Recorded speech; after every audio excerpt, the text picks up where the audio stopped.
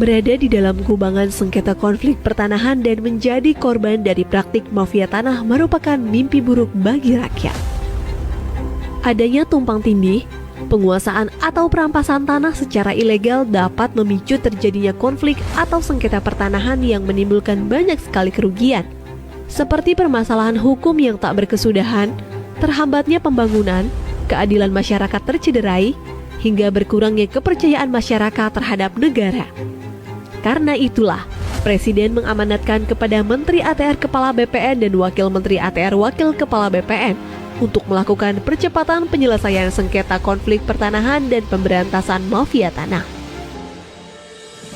Kolaborasi 4 pilar menjadi kunci dalam menyelesaikan persoalan pertanahan.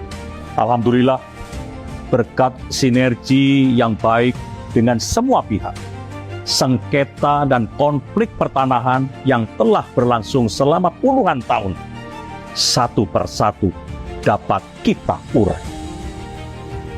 Seperti masalah suku anak dalam, SAD 113 di Provinsi Jambi yang berkonflik dengan sebuah perusahaan selama 35 tahun lamanya. Akhirnya kita dapat memberi kepastian hukum. Permasalahan tanah ex-HGU di Kabupaten Minahasa Selatan dan di Kabupaten Pemalang. Penyelesaian konflik ini masuk dalam lokasi prioritas reforma agraria dan telah diselesaikan melalui redistribusi tanah.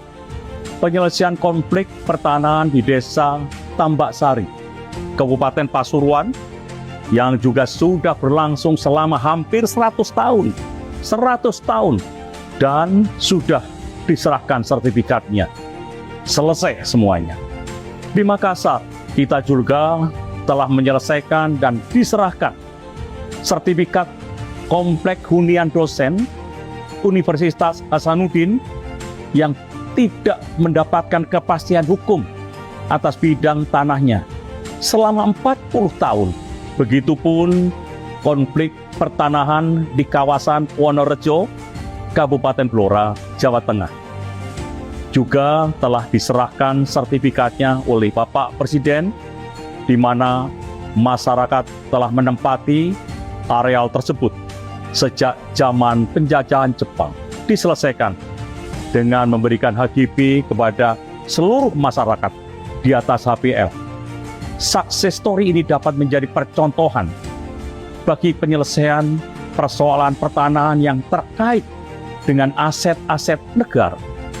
Juga termasuk penyelesaian tanah transmigrasi, seperti penyelesaian permasalahan eks-tanah transmigrasi di Kabupaten Tanah Laut, Kalimantan Selatan.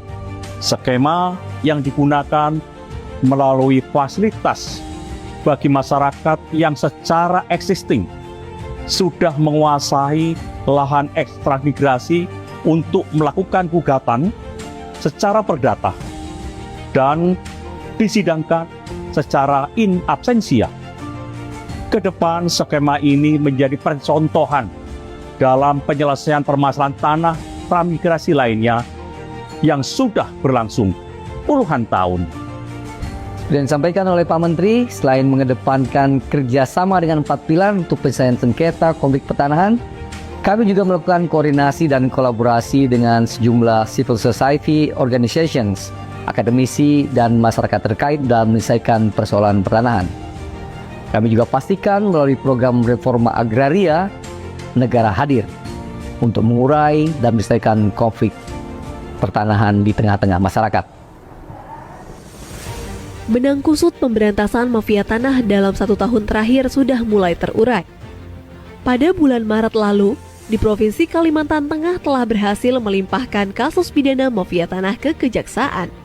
Tentu kasus Kalimantan Tengah bukan satu-satunya, tetapi kasus lain di 39 tempat juga telah dilimpahkan ke Kejaksaan, seperti di DKI Jakarta, Jawa Timur, Sulawesi Selatan, Banten, serta provinsi yang lain.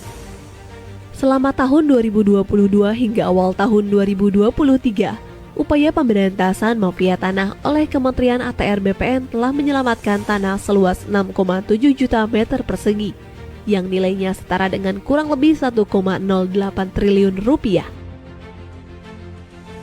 Keberadaan mafia tanah memang sangat meresahkan bagi masyarakat.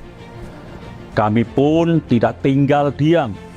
Kementerian ATR BPN terus berupaya untuk menutup ruang gerak bagi mafia tanah melalui perbaikan pelayanan pertanahan secara elektronik.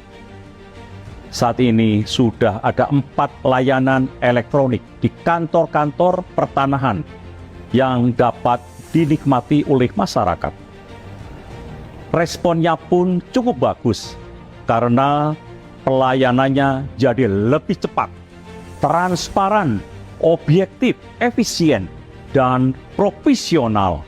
Oleh karena itu, ke depan kami pastikan seluruh layanan pertanahan dilakukan secara elektronik. Dengan begitu, mafia tanah tidak bisa main-main lagi. Kalau nanti masyarakat masih menemukan ada mafia tanah, mari sama-sama kita gebuk. Keluhan, aduan, saran, kritik yang disampaikan masyarakat merupakan hal yang sangat penting dan mendukung peningkatan kinerja kementerian. Di awal menjabat, layanan pengaduan yang ada pada saat itu belum cukup responsif. Oleh karena itu, dibukalah layanan hotline pengaduan berbasis WhatsApp yang lebih mudah dijangkau oleh masyarakat.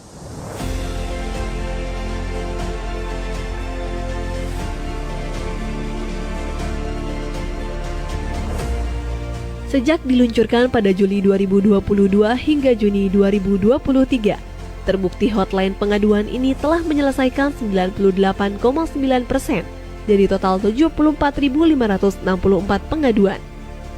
Saat ini, hotline pengaduan telah terintegrasi dengan 33 kantor wilayah BPN di seluruh Indonesia. Kedepannya, layanan ini akan terintegrasi dengan kantor